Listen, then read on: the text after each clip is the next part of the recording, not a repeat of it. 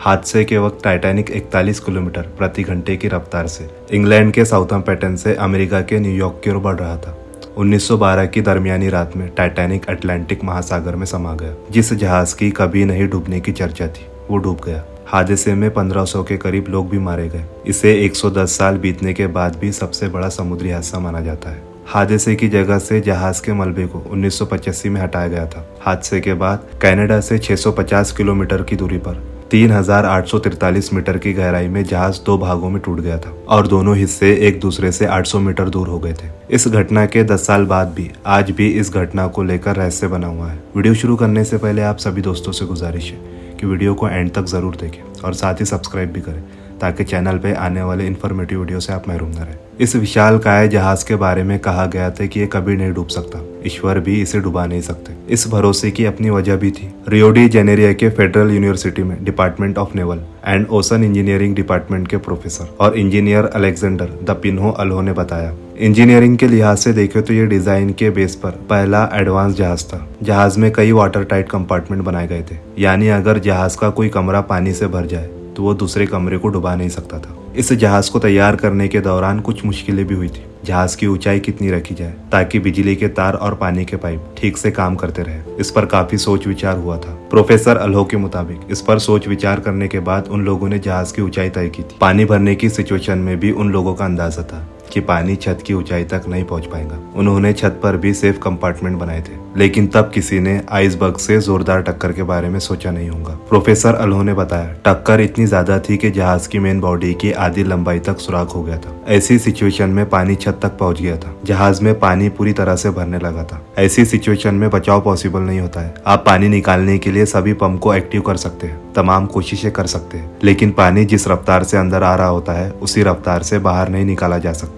जहाज बनाने और नेविगेटर सिविल इंजीनियर थ्योरी बताते हैं, टाइटैनिक का प्रचार इस तरह किया गया था कि ये डूब नहीं सकता है। इसकी वजह ये थी कि बहुत सारे तहखाने बनाए थे जो वाटर टाइट दीवारों से बने थे। तहखाने के दो कतारों में पानी भरने की सिचुएशन में जहाज डूबने वाला नहीं था, लेकिन आइसबर्ग से टक्कर ने जहाज को काफी नुकसान पहुंचाया और वाटर टाइट कंपार्टमेंट की कई दीवारें तबाह हो गई थी। फ्लूमिनेंसे फेडरल यूनिवर्सिटी के प्रोफेसर और ट्रांसपोर्ट इंजीनियर ओरिला सोरास मुर्ता के मुताबिक टाइटैनिक के वाटर टाइट कंपार्टमेंट को बंद करने की व्यवस्था भी ठीक से काम नहीं कर रही थी। उस दौर में जहाज को बनाने में इस्तेमाल होने वाला मेटल मौजूदा स्टील जितना मजबूत नहीं था। सोरास मुर्ता ने बताया, जोरदार टक्कर के बाद जहाज के ढांचे में भी बदलाव आ गया था। दरवाजे बंद नहीं हो रहे थे, वो फंस गए थे। उस वक्त भी टाइटैनिक प्योर स्टील से बनाया गया था, लेकिन तब का स्टील आज के स्टील जितना मजबूत नहीं होता था। साओ पाउलो के मैकेंजी पेरसे बायटेरियन यूनिवर्सिटी के प्रोफेसर और मेटल साइंस के इंजीनियर जॉन वेतावुक बताते हैं कि 1940 के दशक तक समुद्री जहाज के मुख्य बॉडी मेटल की शीट से बनता था। हालांकि बाद में इन जहाजों की मेन बॉडी बनाने में मेटल्स को पिघलाकर इस्तेमाल किया जाने लगा। वेतावुक बताते हैं, तब से लेकर अब तक टेक्निक और मटेरियल काफी बदल गई है। अब मेटल्स को पिघलाकर शीटों को जोड़ा जाता है। स्टील बनाने में भी कार्बन का इस्तेमाल कम होने लगा और मैग्नीज का इस्तेमाल बढ़ने लगा। आज का स्टील बहुत ज्यादा मजबूत है। वेतावुक के मुताबिक आज के समुद्री जहाज पानी, समुद्री लहरों के उतार चढ़ाव और समुद्री तूफानों से तालमेल बिठाने में कहीं ज्यादा कामयाब होते हैं। बड़ी दुर्घटनाओं के बाद उसकी वजहों में हमेशा मानवीय गलतियां मिलती है। इंजीनियरों के मुताबिक आइसबर्ग से भरे इलाके से गुजरने की मुश्किलों के बीच भी इस पर जल्दी से सफर पूरा करने का काफी दबाव था। दरअसल ये दबाव ब्लू बैंड को हासिल करने का था। 1839 में शुरू हुआ ये सम्मान अटलांटिक महासागर के सबसे तेजी से पार करने वाले जहाज को मिलता था। टाइटैनिक को इस सम्मान का सबसे जोरदार दावेदार माना गया था। प्रोफेसर अल्हो ने बताया, उस दौर के हिसाब से टाइटैनिक को बनाने में सबसे बेहतरीन इंजीनियरिंग और टेक्निक का इस्तेमाल किया गया था। उस वक्त समुद्री जहाज को बनाने के लिए दुनिया की बड़ी कंपनियों के बीच कंपटीशन थी। इंग्लैंड और जर्मनी के बीच उस वक्त सबसे लंबे और तेज रफ्तार से चलने वाले जहाज बनाने की कंपटीशन थी। सबसे विशाल और तेज जहाज को आधिकारिक तौर पर ब्लू बैंड मिलता था। किसी भी जहाज के लिए ये उपलब्धि हासिल करने के लिए पहली यात्रा को सबसे अहम माना जाता था। अल्हो के मुताबिक पहली यात्रा के वक्त जहाज की सिचुएशन सबसे बेहतर होती है। पहले सफर में जहाज सबसे तेज रफ्तार को हासिल कर सकता है और टाइटैनिक ने भी तेज गति हासिल करने की कोशिश की थी। इस हादसे में जो लोग बचे उनमें कई लोगों ने बताया कि जहाज के कैप्टन को रास्ते में आसपास के इलाके में हिमखंड होने की वार्निंग मिल गई थी, लेकिन उन्होंने जहाज की स्पीड कम नहीं की क्योंकि वो अटलांटिक महासागर को सबसे तेज गति से पार करके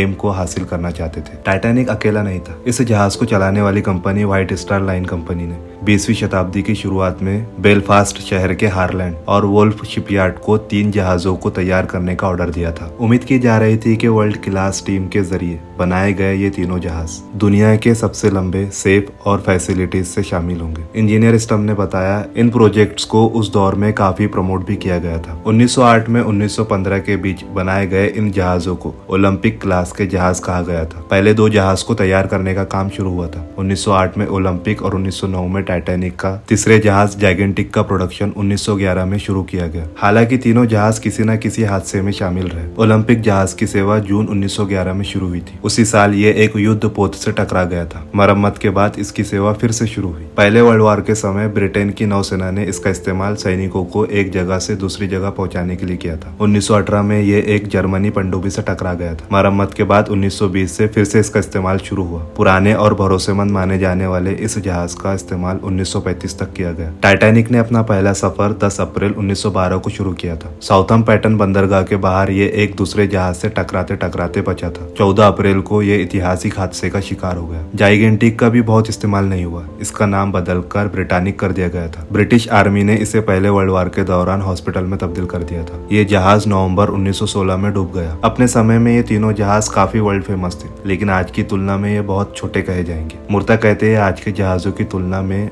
वो नौका भर थे। टाइटैनिक की लंबाई 269 मीटर थी। चालक दल और पैसेंजर को मिलाकर इस पर करीब 3300 लोगों के ठहरने की फैसिलिटी थी। आज की सबसे बड़ी समुद्री यात्राओं का जहाज वंडर ऑफ द सी है, जो 360 मीटर लंबा है, और इस जहाज पर चालक दल के 2300 सदस्यों के साथ 7000 यात्री यात्रा कर सकते। टाइटैनिक हादसे में करीब 1500 लोगों की मौत हुई थी। इसके बाद समुद्री जहाजों के सिक्योरिटी सिस्टम को बेहतर करने की कोशिश शुरू हुई। समुद्री जहाजों की सिक्योरिटी के लिए इस हादसे के बाद रडार जैसे डिवाइस का इस्तेमाल शुरू किया गया। प्रोफेसर अल्हो बताते हैं वर्ल्ड वॉर के बाद ही रडार का इस्तेमाल शुरू हुआ था। इससे पहले सब कुछ देखने पर निर्भर था। एक नाविक को उस ऊंचाई पर बैठाया जाता था जहां से वो सामने आने वाले हिमखंड वगैरह को देखकर अलर्ट कर सके। यही तरीका था। जहाज के तेज रफ्तार से चलने की सिचुएशन में ये सेफ नहीं था। टाइटैनिक हादसे के सेफ्टी के प्रोविजंस पर जोर दिया गया। टाइटैनिक हादसे में बहुत सारे लोगों की मौत इसलिए हुई थी क्योंकि उनके लिए लाइफ बोट नहीं थे। प्रोफेसर अल्हो बताते हैं ये जहाज कभी डूब नहीं सकता है। इस परसेप्शन के चलते जहाज में आधे ही लाइफ बोट रखे गए थे। वही मुर्ता ने बताया समुद्री जहाजों की सेफ्टी के लिहाज से यह हादसा एक अहम पड़ाव साबित हुआ। समुद्री जहाजों की सेफ्टी को लेकर इंस्टीट्यूशनल ढांचा बनाया गया। कंस्ट्रक्शन के दौरान सिक्योरिटी पैरामीटर्स का ख्याल रखा गया। उसको लगातार बेहतर करने के प्लान पर काम किया गया। आज के समय में रडार और सोनार तो काफी पहले आइसबर्ग का पता लगा लेते हैं। आज समुद्री यात्राओं के दौरान समुद्री मैपिंग या समुद्री यात्रों के चार्ट सब कहीं ज्यादा आधुनिक रूप में मौजूद है। उम्मीद करता हूँ आपको वीडियो पसंद आई होंगी। मिलते हैं एक और नए दिलचस्प टॉपिक के साथ। तब तक के लिए अल्लाह हाफिज।